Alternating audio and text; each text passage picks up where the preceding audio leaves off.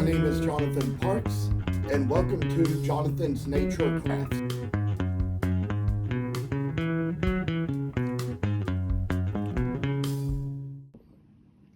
As I come on today, I wanted to share with you all that I recently made a new friend on TikTok who was asking me to make some carvings of goats. She likes to farm them and all.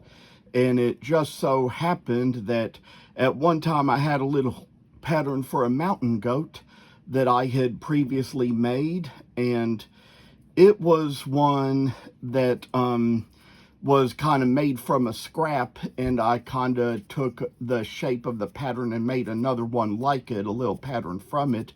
But what ended up happening was, you know, after things kind of happened and floods came in the basement, things got thrown away, and sometimes when we're cleaning up and I leave these patterns out, the less significant ones get lost or thrown away. So I decided we needed a new pattern for a goat, and decided that the best creature I had a pattern of that would be best to convert into a goat would be the Great Dane, since it's kind of similar in shape.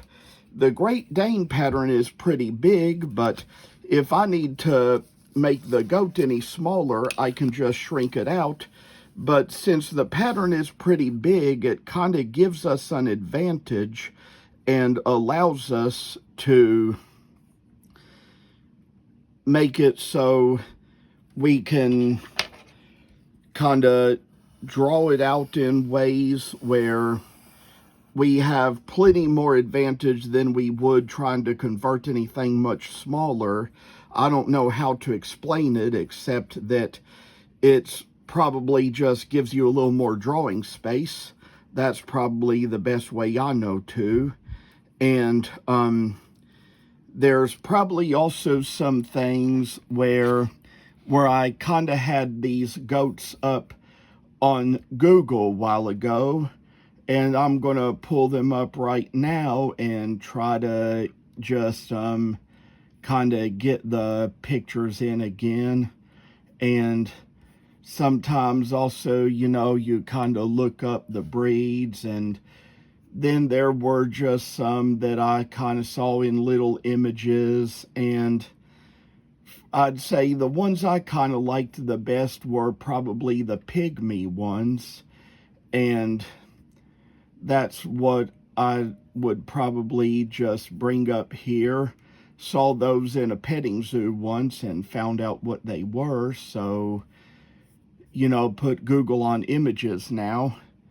We're going to see some pictures here. It's kind of hard to show them on the computer through the phone camera, but some things here that I see just kind of give me ideas as to where to make things come from the front and sides of the heads, and from some of what I'm also kind of looking at here, there's probably kind of different ways to pose the ears, and the ears are more out on some than they are on others, so we've just kind of got to take care of how that goes. And with what I'm seeing here, I would probably think that the best way to make an ear might be like, see, like this maybe,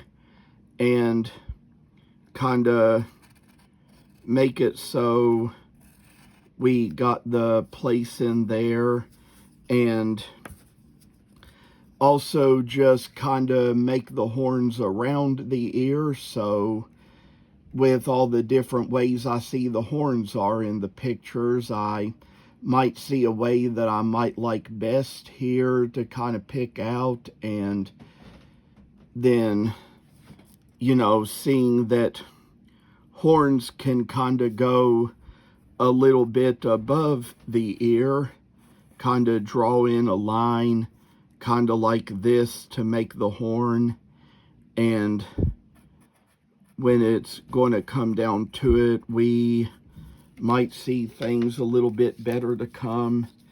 And just to kind of take a little white out in there and Apparently this whiteout is really faded, not working, so probably should have brought something else along, maybe a whiteout pin or something that I had. And come to think of it, I've got one over here within my reach, so that is a good thing. And just try to just make it so it's going to be a little finer down in here. And come to think of how we kind of got the ear to come in, it's going to be just kind of this way as well. So try to make a little pattern conversion right in this way. And also the places on the outside where the horn kind of sticks out a little bit, or the ear of the Great Dane rather beyond the horn, it's kind of good just to kind of get rid of those spots.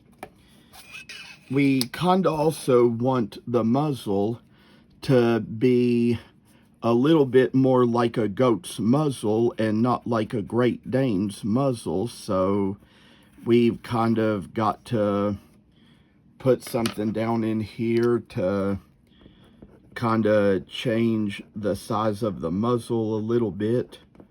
And that's how we kind of come up with one little thing or two for how the good old pygmy goat shall turn out. And so when it comes down to what we're doing, we're going to kind of have a little place in here to put a little something in.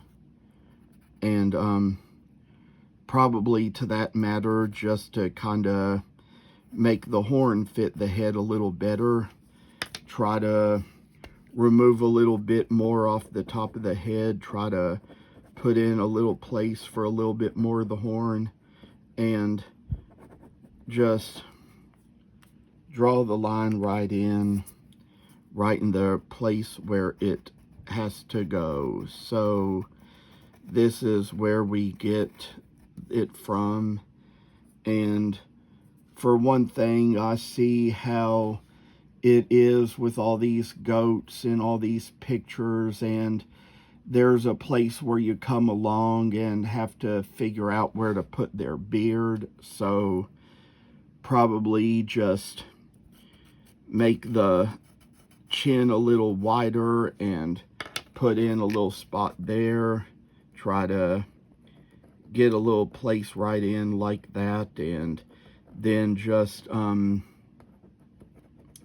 and for all this other little copy line, get rid of that. And kind of got to observe in the picture exactly where the beard is on the goat, and with a little closer up vision you can do that. Decide at this point, might just kind of make the little front of the neck a little flatter. Try to put in little lines to go in the place here and wipe them out. And of all things, I'll tell you all that this is one of those where the beard can come along kind of like this.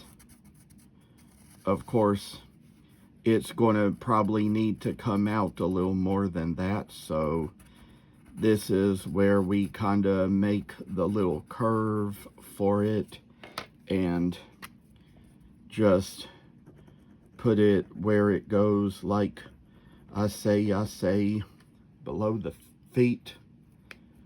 And to make it a little more pygmy-like, we kind of probably want to broaden the belly down a little more and kind of put a little white out in there, and just to see a little more how we're going to make things come along.